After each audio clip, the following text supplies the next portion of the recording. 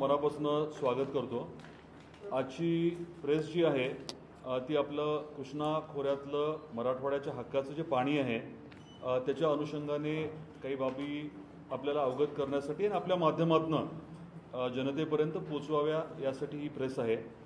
आपल्या सर्वांना कल्पना आहे की आदरणीय मुख्यमंत्री देवेंद्रजी फडणवीस साहेब हे 2014 मध्ये जेव्हा मुख्यमंत्री झाले अगदी तेव्हापासून कृष्णा खोऱ्याच्या पाण्याच्या बाबतीत मराठवाड्याचा जो हक्क आहे तो मिळवून देण्यासाठी ते अगदी सुरुवातीपासूनच ॲक्टिव्ह होते। प्रचंड त्यांनी सहकार्य केलं होतं, बैठका घेतल्या, दिल्लीमध्ये काही तिथल्या विभागामध्ये विषय प्रलंबित होते पर्यावरण विभागाकडे, त्यांनी आणि गिरीश महाजन साहेबांनी तेव्हा खूप त्या विषयात सहकार्य केलं होतं।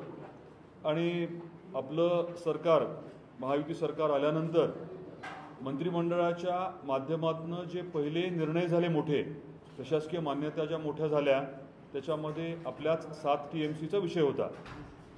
आता याच्या व्यतिरिक्त आपल्याला कल्पना आहे की आदरणीय देवेंद्रजी फडणवीस साहेबांनी पुराचं जे पाणी आहे कोल्हापूर सांगलीचं ते मराठवाड्याकडे आणण्याच्या बाबतीत अनेक वेळेस उल्लेख केला होता आणि त्याच्या अनुषंगाने जागतिक बँकेची मदत घेऊन त्या प्रकल्पाचा एक टप्पा आता लवकरच सुरू होतोय आणि दुसरा टप्पा जो आहे तो 100 किलोमीटरच्या बोगद्याच्या माध्यमातून पाणी आणण्याचा, त्याचा फिजिबिलिटी रिपोर्ट हा आता आपण लवकर देण्याच्या बाबतीत बैठकीत ठरलं आहे आणि ऑगस्ट एंडपर्यंत तो फिजिबिलिटी रिपोर्ट आपल्याला मिळेल।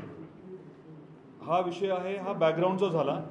आजची जी प्रेस आहे ती ह्याच्याशी संबंधित एका वेगळ्या महत्त्वाच्या विषयाबद्दल आहे, ती म्हणजे 23.66 TMC पाणी याची प्रशासकीय मान्यता 2009 मध्ये मिळाली होती आणि 2022 मध्ये मी सांगितल्याप्रमाणे आदरणीय देवेंद्रजी फडणवीस साहेबांनी पुढाकार घेऊन त्याला देखील सुधारित प्रशासकीय मान्यता 2022 मध्ये मिळवून दिली होती।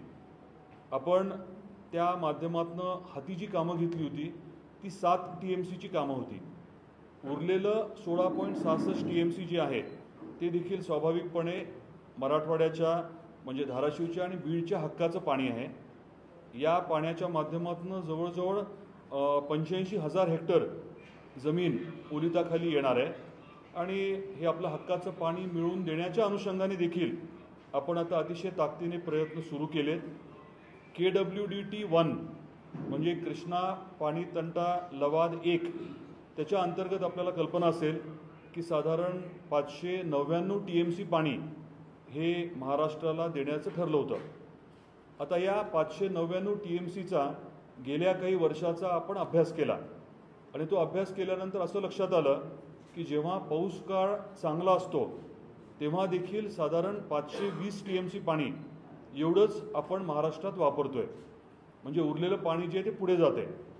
आपल्याला अधिकार आहे तो 599 TMC वरती, परंतु प्रत्यक्षात पाणी जे आपण वापरतोय ते साधारण 520 TMC आहे। याच्यावरती अजून प्रदीर्घ चर्चा झाली आणि मग असं सांगण्यात आलं की काही प्रकल्प आता कार्यान्वित होणार आहेत आणि मग काही प्रमाणात पाणी तिथे लागणार आहे।